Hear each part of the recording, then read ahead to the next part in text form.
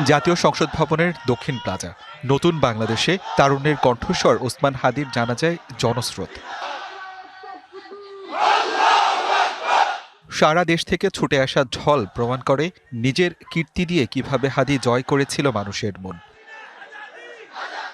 দুপুর ২টায় জানাজা, তার আগেই কানায় কানায় ভরে যায় পুরো মানিক মিয়া অ্যাভিনিউ। তোমাকে আমরা বিদায় দিতে আসি নাই। প্রধান উপদেষ্টা ডক্টর মোহাম্মদ ইউনূস সহ উপদেষ্টা পরিষদের সদস্য, বিএনপি, জামায়াত, এনসিপি সহ বিভিন্ন রাজনৈতিক দলের নেতা, ৩ বাহিনীর প্রধানরা অংশ নেন জানাজায়।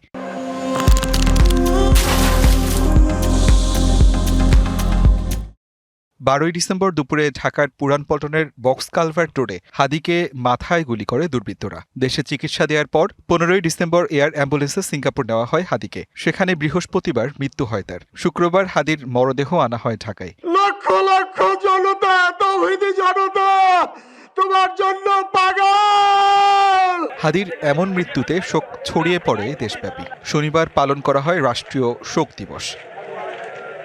আসিফ খান, ডিবিসি নিউজ।